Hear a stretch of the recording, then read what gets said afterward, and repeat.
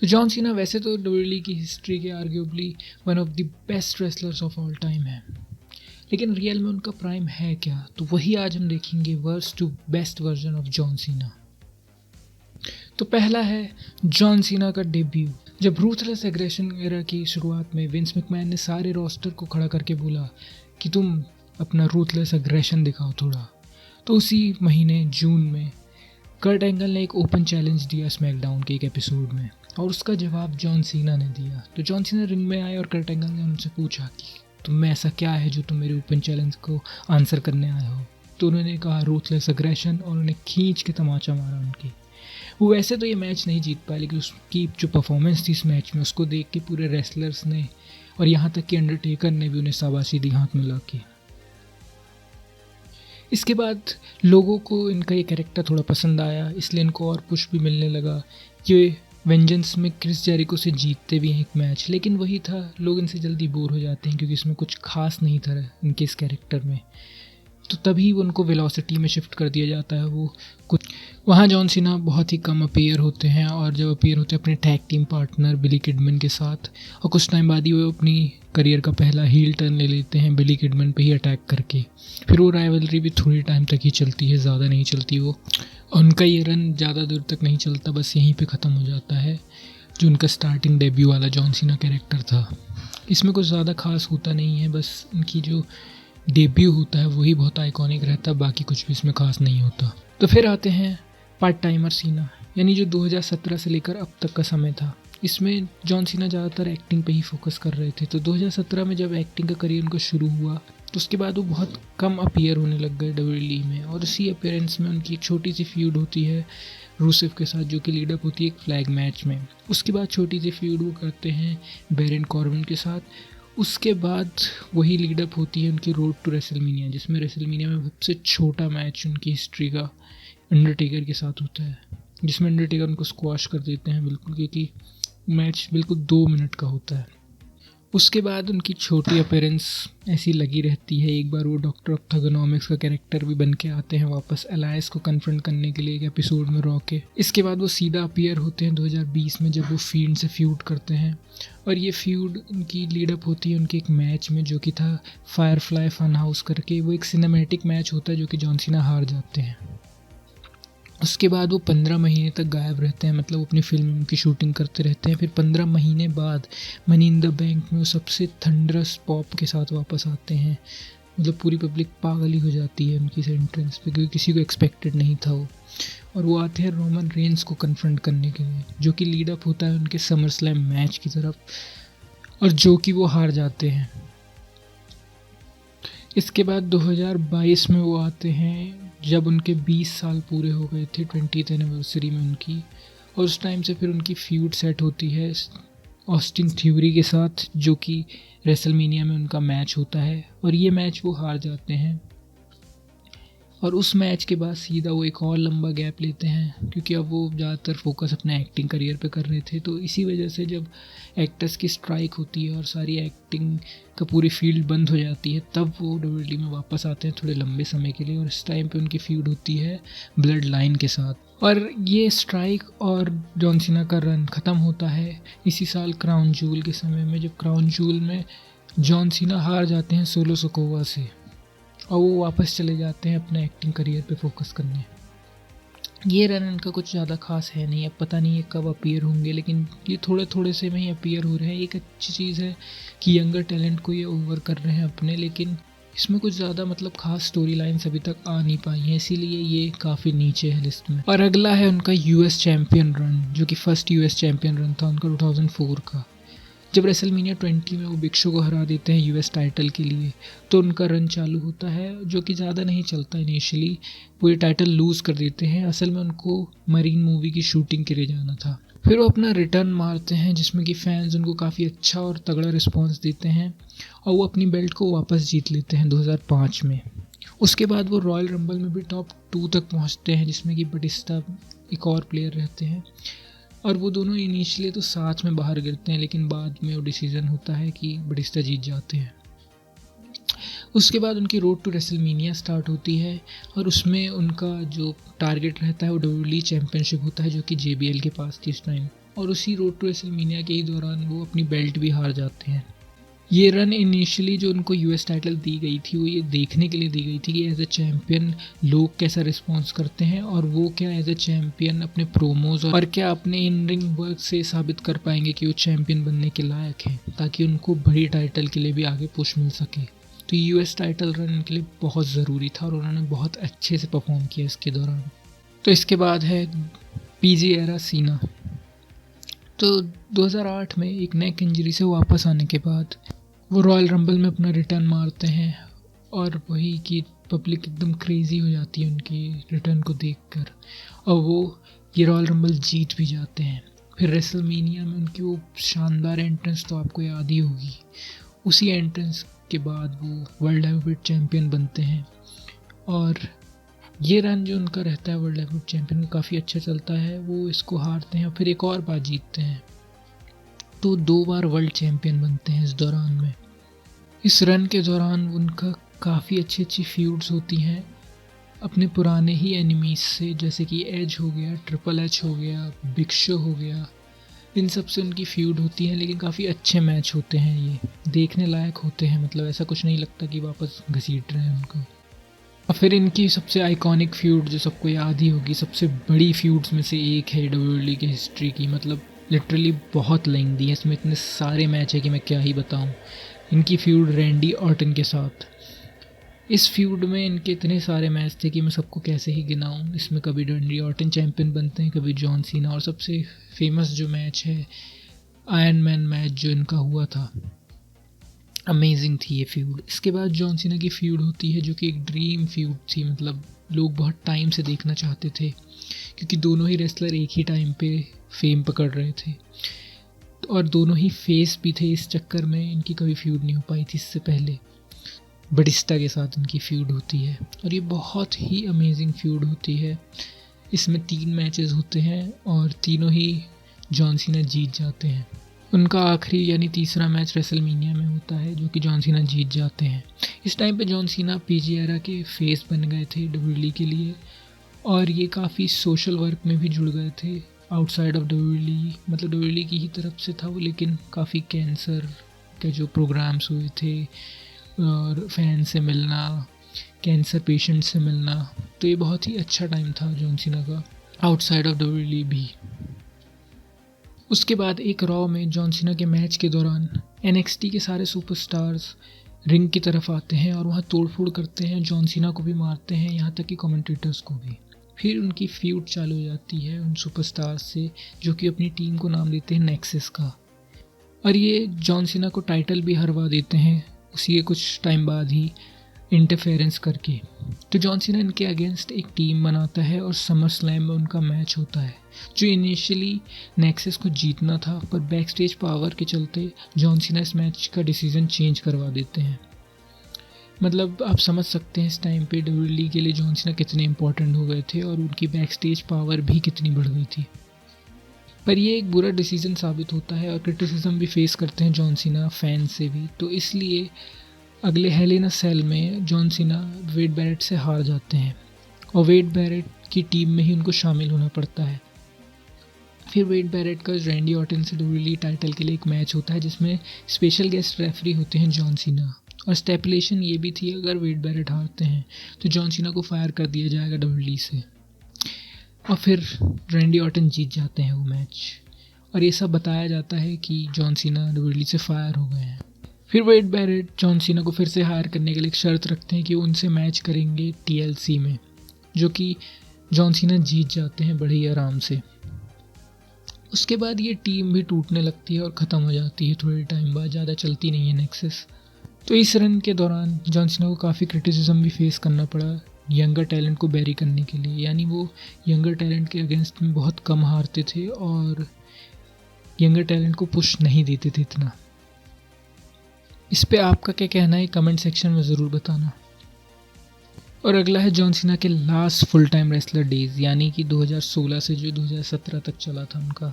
तो जब एक इंजरी से रिकवर करके 2016 में जॉन सीना रिटर्न मारते हैं तो वो कन्फ्रंट करते हैं AJ स्टाइल्स को, जो कि उस टाइम पे डब्ल्यूडब्ल्यूई चैम्पियन थे, और वो इस टाइम पे स्मैकडाउन में भी ड्राफ्ट कर लिए जाते हैं। फिर उन दोनों का मैच होता है समर स्लैम में, जो कि जॉन सीना हार जाते हैं। उसके बाद जॉन सीना रीमैच के लिए बोलते हैं और डीन एम्ब्रोज भी इस फ्यूड में घुस जाते हैं। तो ट्रिपल थ्रेट मैच होता है नो मर्सी में, जो कि फिर एजे स्टाइल ही जीतते हैं। लेकिन फिर रॉयल रंबल में इनका रीमैच होता है एजे स्टाइल्स के साथ, जहां जॉन सीना विक्टोरियस होते हैं और डब्ल्यूडब्ल्यूई चैम्पियन बन जाते हैं और रिक फ्लेयर के 16 टाइम वर्ल्ड चैम्पियन के रिकॉर्ड को भी टाई करते हैं।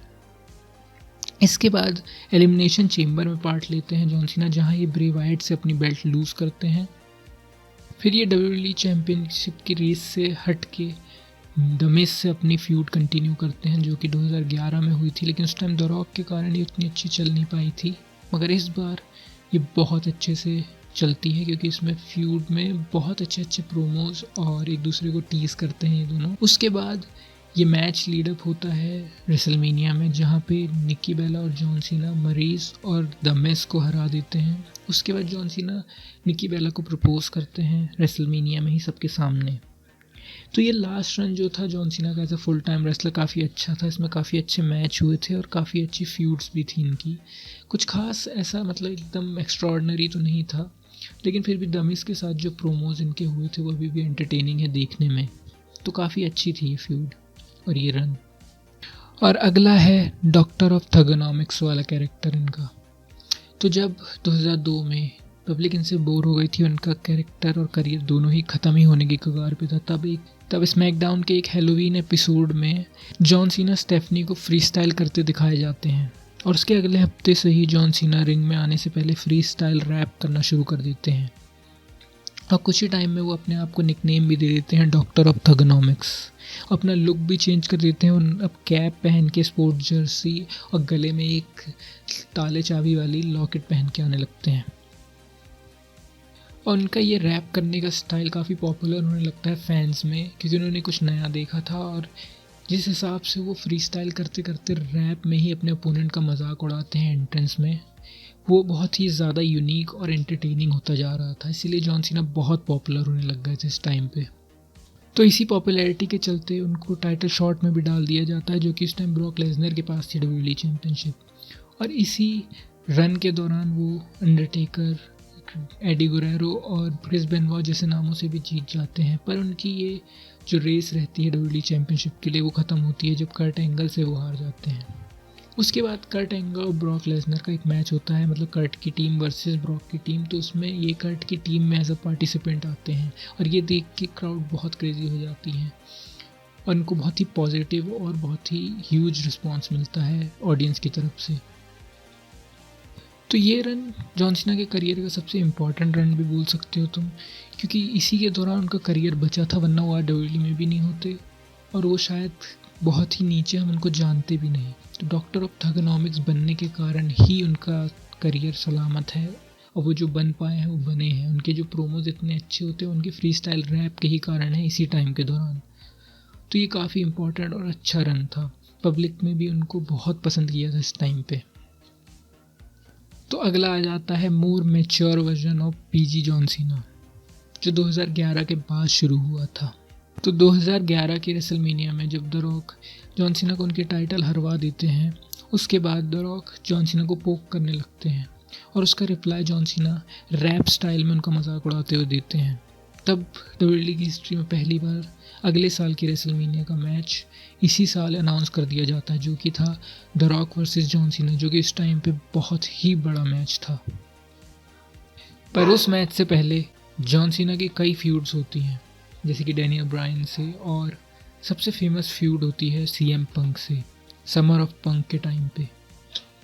और इस दौरान मनी इन द बैंक में, जो कि one of the greatest match था उन दोनों के करियर का, उसमें सीएम पंक जॉन सीना को टाइटल के लिए हरा देते हैं। फिर इनके रीमैच भी होते हैं, लेकिन उसके बाद भी सीएम पंक ही विक्टोरियस साबित होते हैं उसमें। फिर हेल इन अ सेल में एल्बर्टो डेल रियो भी जुड़ जाते हैं इनकी इस फ्यूड से, और जिसमें कि जॉन सीना विक्टोरियस होते हैं। और फिर जब वो इन फ्यूड से बाहर निकलते हैं, एंड में अगले साल वो रेसलमेनिया में द रॉक से लड़ने जाते हैं और उस दिन भी वो हार जाते हैं।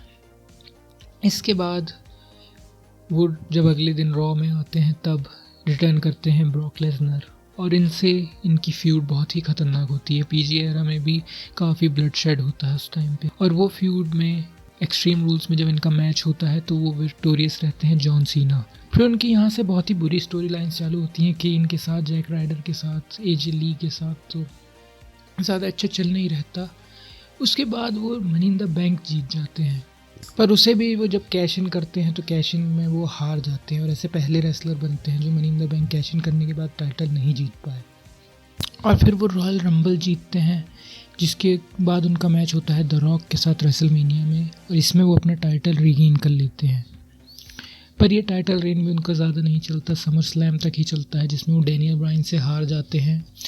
और उसके बाद वो अपने लास्ट वर्ल्ड टाइटल रेन के लिए चलते हैं, जिसमें वो अल्बर्टो को हराते हैं हेल इन अ सेल में, और वो टाइटल भी हार जाते हैं रैंडी ऑर्टन के अगेंस्ट टीएलसी में।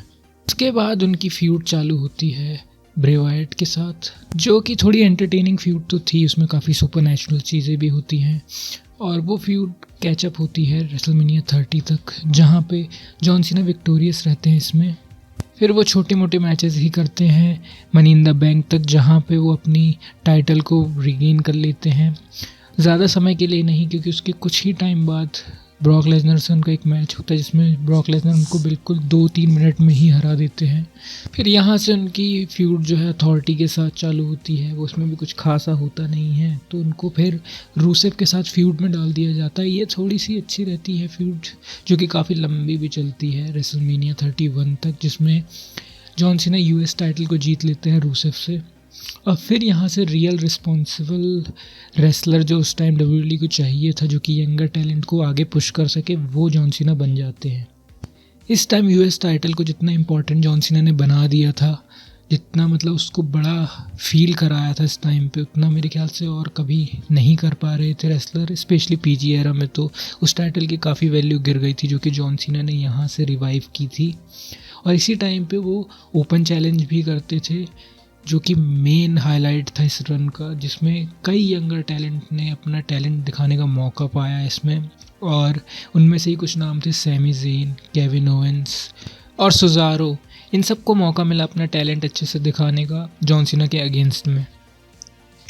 ये काफ़ी लंबे समय तक उनकी ये रेंज चली, और इसमें काफ़ी ऐसे अच्छे मैचेस थे। ये रॉ की हाईलाइट बन गया था, ये जो ओपन चैलेंज जॉन सीना करते थे। पर ये रेन ख़त्म हुई जब सेथ रॉलिंस के साथ उनका मैच हुआ, विनर टेक्स ऑल मैच, जिसमें सेथ रॉलिंस ने जॉन सीना को हरा दिया और यूएस टाइटल अपने साथ ले गए। जॉन सीना इस टाइटल को वापस जीत लेते हैं नाइट्स ऑफ चैम्पियन में, जिसके बाद वो आखिरी बार इस टाइटल को हारते हैं अल्बर्टो डेल रियो से, जिसके बाद वो सर्जरी के लिए चले जाते हैं, एक उनको इंजरी हो जाती है। तो ये रन सच में बहुत ही कमाल का था। हमने जिस चीज़ों के लिए बदनाम हो रहे थे जॉन सीना की, वो यंगर टैलेंट को पुश नहीं करते या सिर्फ खुद ही जीतते जाते हैं, उसको भी चेंज किया, उस परसेप्शन को। बहुत ही बड़ी बड़ी फ्यूड्स भी रही इनकी, द रॉक से, सीएम पंक से, डैनियल ब्रायन से, और उसमें भी बहुत निखर के आए थे जॉन सीना। और काफ़ी यंगर टैलेंट्स इनके टाइम पे मतलब काफ़ी पुश मिला उनको, लाइक डैनियल ब्रायन बहुत बड़े बने। उसके बाद सैमी ज़ेन, केविन ओवेंस को एक अच्छा डेब्यू मिला मेन रोस्टर पे। तो काफ़ी अच्छा रन था ये जॉन सीना का। इसमें मतलब वर्ल्ड हेवीवेट चैम्पियन भी बने, डब्ल्यूडब्ल्यूई चैम्पियन भी, और यहाँ तक कि यूएस टाइटल जो इनिशियली जो उनको शुरुआत में मिला था, जिसकी वजह से जॉन सीना का पुश चालू हुआ था, वो भी उन्होंने रीगेन किया और उसकी भी वैल्यू बढ़ाई। तो ये बहुत ही मस्त रन था। सो फाइनली बात करते हैं जॉन सीना का सबसे बेस्ट वर्जन कौन सा है। कौन सा है जॉन सीना का प्राइम? तो वो है जॉन सीना फ्रॉम 2005 टू 2007, जब वो पहली बार डब्ल्यूडब्ल्यूई चैम्पियन बने थे। और इसी टाइम पे वो डॉक्टर ऑफ थगनॉमिक्स से चेंज कर जो हम आज जानते हैं जॉन सीना, वो जॉन सीना बने। इस टाइम पे उन्होंने अच्छा और बुरा दोनों टाइम ही बहुत ही बेस्ट तरीके से फेस किया है। इस टाइम पे क्राउड ने उनको बू किया हो या चेयर किया हो, पर वो क्राउड की ज़ुबान पे तो रह ही रहे हैं। तो इसमें सबसे पहली फ्यूड आती है JBL के साथ, जो सबसे आइकॉनिक फ्यूड भी है, हमें अभी भी याद होगी, वो हमारे चाइल्डहुड मेमोरीज में वो छप गई है। उसी में डब्ल्यूडब्ल्यूई चैम्पियन बनते हैं जॉन सीना, वो स्पिनर बेल्ट को इंट्रोड्यूस करते हैं, और उसी के बाद वो ट्रिपल एच से भी फ्यूड करते हैं, जिस मैच में उन्हें बू करती है बहुत ज़्यादा पब्लिक, बहुत ज़्यादा ही बुरा भला कहती है पब्लिक, जबकि वो फेस थे उसमें भी। लेकिन उसके बाद भी जॉन सीना कॉन्फिडेंस नहीं हारते हैं और वो हराते हैं ट्रिपल एच को। और उसके बाद किसी भी रेसलर की करियर का सबसे बड़ा नाइटमेयर ECW का वन नाइट स्टैंड 2006, जिसमें जॉन सीना का मैच होता है रॉब वैन डैम के अगेंस्ट WWE चैंपियनशिप।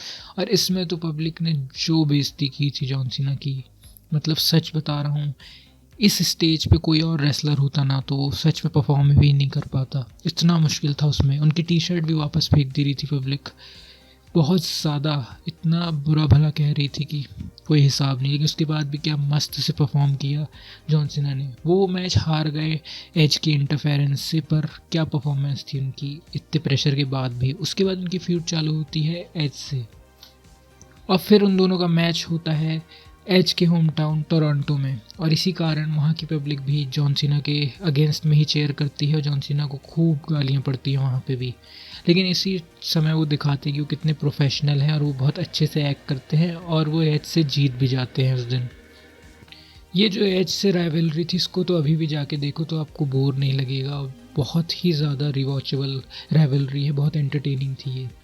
और इसके बाद उनके करियर के बहुत ही अच्छे अच्छे मैचेस भी होते हैं इसके बाद, लाइक उमागा से जो उनका मैच था, और सबसे अच्छा तो उनका जो, और फिर उनका मैच होता है शॉन माइकल के साथ रेसलमेनिया में, जो कि अंडरटेकर वर्सेस बटिस्टा जैसे मैच के होने के बावजूद उस रेसलमेनिया में बहुत ही अच्छा स्टैंड आउट होता है। और इतना बढ़िया मैच होता है, इसमें जॉन सीना जीत जाते हैं। इसके बाद एक्सपेक्टेशन लोगों की बहुत बड़ी रहती है। उसके बाद इनका रीमैच जब होता है रॉ में, तो ये सबकी एक्सपेक्टेशन पे खरे उतरते हुए वो मैच रॉ की हिस्ट्री का one of the greatest consider किया जाता है टू दिस डेट। तो ये सच में बहुत ही गजब के मैच दे रहे थे उस time John Cena as a wrestler, वो काफ़ी इम्प्रूव कर चुके थे। और उसके बाद उनकी राइवलरी चालू होती है जो अब तक की उनके करियर की सबसे ग्रेटेस्ट राइवलरी रही है रैंडी ऑर्टन के साथ। वो राइवलरी यहीं से शुरू हुई थी।